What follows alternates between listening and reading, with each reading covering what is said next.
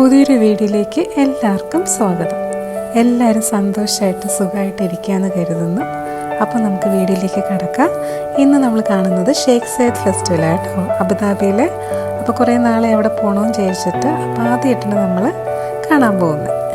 Parking സ്ഥലത്തു നിന്ന് കുറച്ചുകൂടെ പോകാനുണ്ട്. അപ്പം നമുക്ക് ഇങ്ങനത്തെ റിക്ഷ വേണം എടുക്കാം, അല്ലെങ്കിൽ നടന്ന് പോകാനുള്ളതേ ഉള്ളൂ. അപ്പോൾ ടിക്കറ്റ് നല്ല ചീപ്പാണ് കേട്ടോ, 10 ദിർഹംസേ ഉള്ളൂ. ഇപ്പോൾ ഇതാണ് ടിക്കറ്റ് കൗണ്ടർ. ഗ്ലോബൽ വില്ലേജിലൊക്കെ ടിക്കറ്റ് ഇപ്പോൾ കൂടിയിട്ടുണ്ട്, 20-25 ഒക്കെ കഴിഞ്ഞെന്ന് തോന്നുന്നു. പക്ഷെ ഇവിടെ 10 ഉള്ളൂ. അപ്പം നല്ല രസമായിരുന്നു, നല്ല അന്തരീക്ഷമാണ്, നല്ല ക്ലൈമറ്റാണ്. അപ്പോൾ എന്തുകൊണ്ടും പോകാൻ പറ്റിയ സമയമായി. അപ്പം നമ്മൾ എൻ്റർ ചെയ്തിട്ടുണ്ട്.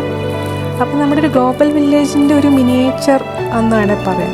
മിനിയേച്ചറൊന്നുമല്ല കേട്ടോ, നല്ലോണം ഉണ്ട് കാണാൻ. കറക്റ്റ് നമുക്ക് കാണാൻ പാകത്തിലെല്ലാം ഉണ്ട്. പിന്നെ ഫുഡും എല്ലാം സെയിം തന്നെയാണ് ഗ്ലോബൽ വില്ലേജിലത്തെ പോലെ. അപ്പോൾ നല്ലൊരു വൈബ് തന്നെയായിരുന്നു ഇതിന്.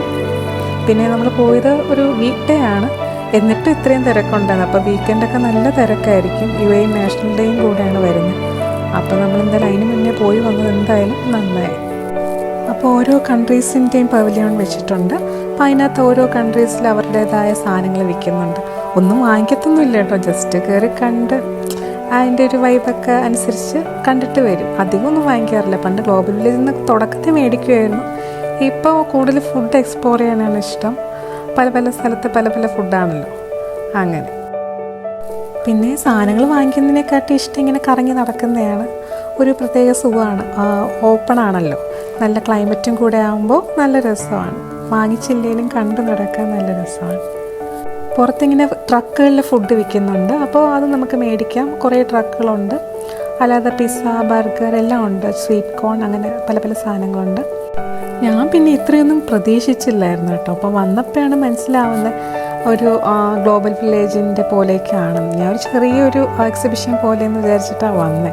അപ്പോഴത്തേക്ക് നല്ല ഒത്തിരി പ്രതീക്ഷിക്കാത്തതുകൊണ്ടായിരിക്കാം നല്ലോണം സാധനങ്ങളുണ്ട്, നല്ലോണം ടൈം സ്പെൻഡ് ചെയ്യാനും ഉണ്ട്.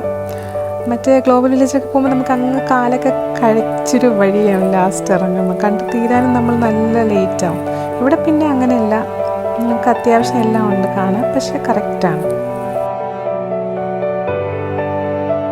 പിന്നെ ചില പവലിയൻസിനൊക്കെ മിക്കതിലും അതിനകത്ത് സ്റ്റേജ് കെട്ടിയിട്ടുണ്ടായിരിക്കും. അവരുടേതായ ഡാൻസൊക്കെ, അവരുടേതായ ട്രഡീഷണൽ ആയിട്ടുള്ള കാര്യങ്ങളൊക്കെ അവർ ചെയ്യുന്നുണ്ടാവും, ഡാൻസൊക്കെ. പക്ഷെ അന്ന് നമ്മൾ പോയ ദിവസം ഇല്ലായിരുന്നു, കാരണം വീക്ക് ഡേ ആയതുകൊണ്ടാവും. പല റൈഡ്സും ഒന്നില്ലായിരുന്നു. വീക്കെൻഡിൽ പോയാൽ ഫുൾ വൈബായിരിക്കും. പക്ഷെ വന്ന് തിരക്കും കൂടെ ആയിരിക്കും വീക്കെൻഡ് ആകുമ്പോൾ.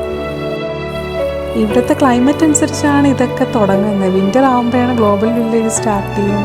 ഇപ്പോൾ ഷെയ്ഖ് സയദ് ഫെസ്റ്റിവൽ സ്റ്റാർട്ട് ചെയ്യും. അങ്ങനെ കുറേ ഫ്ലീ മാർക്കറ്റ്സ് സ്റ്റാർട്ട് ചെയ്യും. അങ്ങനെ അപ്പോഴത്തേക്കാണ് എല്ലാവരും ഒന്ന് പുറത്തൊക്കെ ഇറങ്ങി, അല്ലെങ്കിൽ വീട്ടിൽ തന്നെ ഇരിക്കണമല്ലോ, ചൂടല്ലേ. ഇപ്പോൾ ക്ലൈമറ്റ് 26 ഒക്കെ ആയിട്ടുണ്ട്, അല്ലെങ്കിൽ 50 വരെ പോകുന്നതാണല്ലോ ഈ ക്ലൈമറ്റ്. അപ്പം ഇങ്ങോട്ട് കുറയുമ്പോൾ നല്ലൊരു ഡിഫറൻസ് തന്നെയാണ്. ചില കടയിലുള്ളവരൊക്കെ വിളിക്കും കേട്ടോ സാധനങ്ങൾ മേടിക്കാനായിട്ട്. പക്ഷെ നമ്മൾ മെയിൻ ചെയ്യാറില്ല, ഇങ്ങനെ നടന്നു പോകും. പണ്ടൊക്കെ ഈ ക്രോക്കറി ഐറ്റംസിനോടൊക്കെ ഒരു ഭ്രമമായിരുന്നു. ഇപ്പം അത്രയൊന്നും ഇല്ല, ഉണ്ട്, പക്ഷെ ഇവിടെ നിന്ന് മേടിക്കാറില്ല എന്നേ ഉള്ളൂ.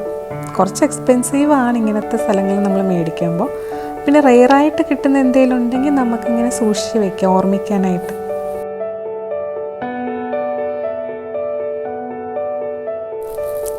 ഇന്ത്യൻ പവലിയോണും ഉണ്ടായിരുന്നു കേട്ടോ. പക്ഷെ എനിക്ക് അതിനകത്ത് കാര്യമായിട്ടൊന്നും ഇഷ്ടപ്പെട്ടില്ല. സാധാ ഡ്രസ്സുകൾ പോലെയൊക്കെ തോന്നിയുള്ളൂ, ബാക്കിയുള്ള ഷോപ്പിലുള്ളത് പോലെയൊക്കെ തോന്നിയുള്ളൂ. ഒരു ഡിഫറെൻ്റായിട്ടൊന്നും ഫീൽ ചെയ്തില്ല. അതുകൊണ്ട് ഞാൻ പ്രത്യേകിച്ച് അത് കാണിക്കാത്ത.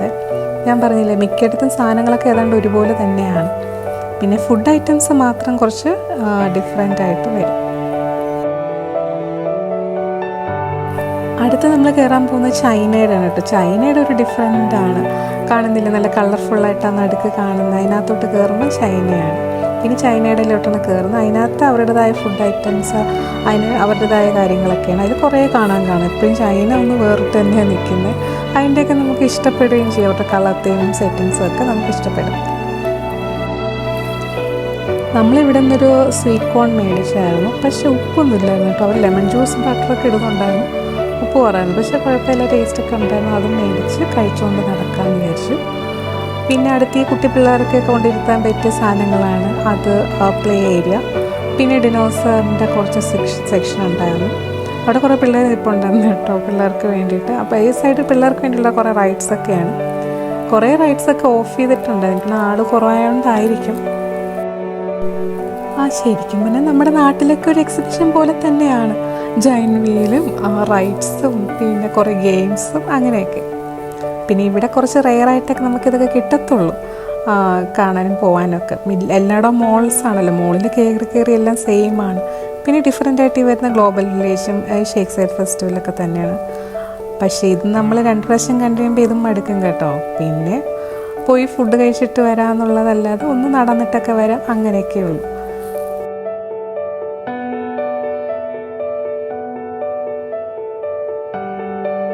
പിന്നെ ഈ കാണുന്ന ആഫ്രിക്കൻകാരുടെ പവലിയനാണ്. ഇവിടെ കുറച്ച് റെയർ നല്ല ഐറ്റംസ് കാണും, കൊട്ടയും ജൂട്ടിൽ ചെയ്തതും അങ്ങനെയൊക്കെ. ഇവർ കുറേ കാര്യങ്ങൾ ഫോഴ്സ് ചെയ്യും കേട്ടോ മേടിക്കാനായിട്ട്.